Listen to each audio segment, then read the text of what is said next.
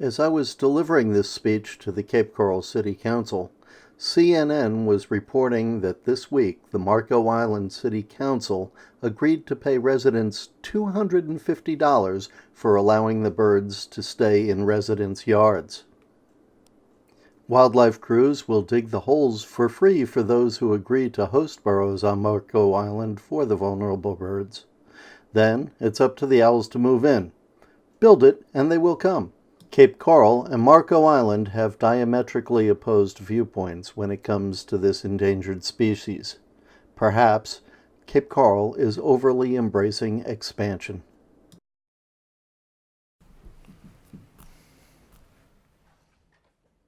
Good afternoon, council members. My name is Christopher Specht, S-P-E-C-H-T, and I live in District 1. And these two owls you see up on the display are the two burrowing owls that live in Bernice Braden Park, right by the Chamber of Commerce. They're the same owls that reestablished a burrow after being evicted last year for the red, white, and boom.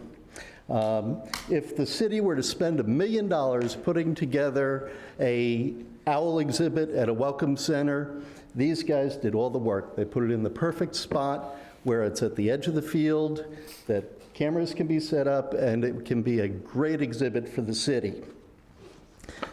They're even loved on YouTube. I did a lot of research with the city, some document requests, found some documents that what I was told did not exist. But before I go into that, I just want to say that I'm not advocating moving red, white, and boom. I'm not advocating getting rid of the owl removal permit.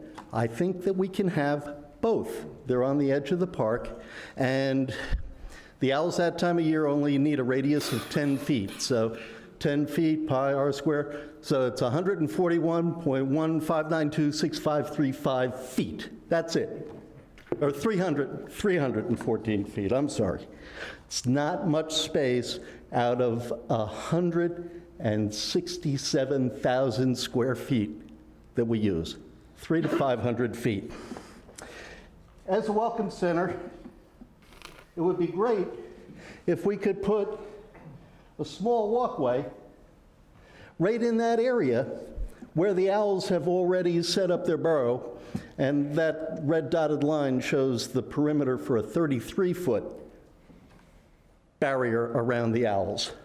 That leaves the whole rest of the park for human enjoyment.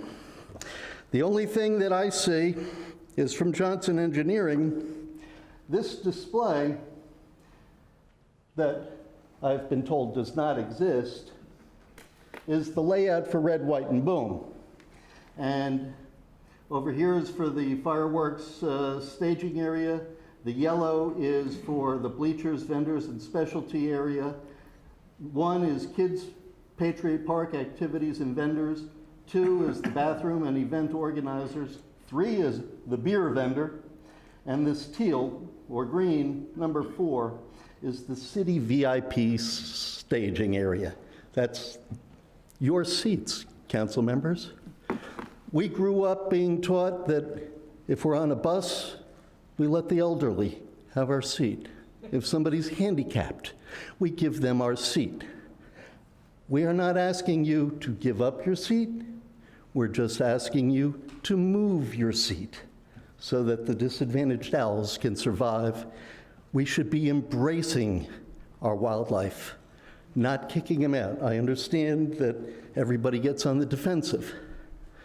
But in this case, can we just try and work together with them? That's all I'm asking. I'm not a part of a group. I talk to Friends of Wildlife, but I'm not part of them. It's just me. Thank you.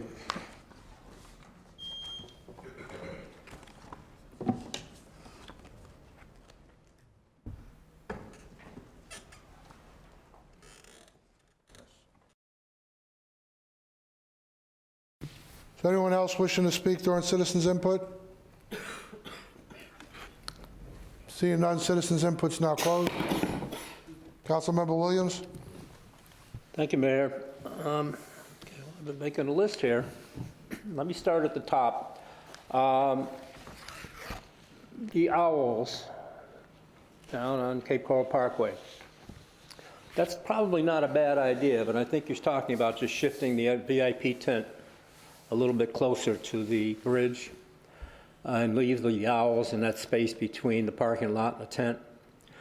My confusion is not so much the tent being there, but at the 40, 50, or 60,000 people that are going to be wandering around there during Red, White, and Boom.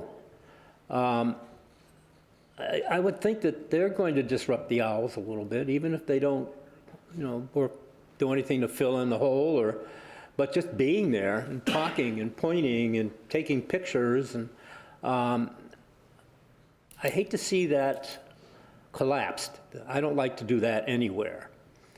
I'm not sure how I would want to protect the owls, though, because you're still going to get 50 or 60,000 people. And the only way to protect the owls is to cancel the event, and I don't think that's in the cards. So I guess I'm a little confused on, other than the fact that you'd like the tent moved out of the way, maybe that'd be best to leave it there because there's fewer people in the tent that are wandering around. But anyway, I just wanted to throw out my confusion on that whole thing. Unfortunately, humanity is pushing a lot of wildlife out of the city, and it's just a fact of life. I mean, the human race is growing, the country is growing, the city especially is growing, and there's only so much real estate. And the owls and the turtles and all of that are being affected negatively. Maybe the answer is to find a mitigation point where they could be like Rotary Park. We have wildlife in Rotary Park that live a fairly quiet, protected life. So I don't know the answer to that. I just wanted to let you know that I was listening. So, Can I give a 1 second answer? yeah, 1 second. Thank you. The owls, if you protect that 10 feet, the owls will either retreat into the burrow or most likely fly away for the day. And like they did this past year, they will fly back and go back to the burrow. The difference is we are not destroying their home and stressing them more. That's it. Okay. Thank you. I suggest you talk to Parks and Recreation. They are the ones that work on putting that event, and they would have the authority to move the tent or do whatever needs to be done if it's agreeable to them, but they're the ones that do that particular thing. If our park and recreation employees, our police, our government, and we as a community are incapable of protecting 314 square feet of dirt for 24 hours, then our city is surely doomed, especially if we don't even try.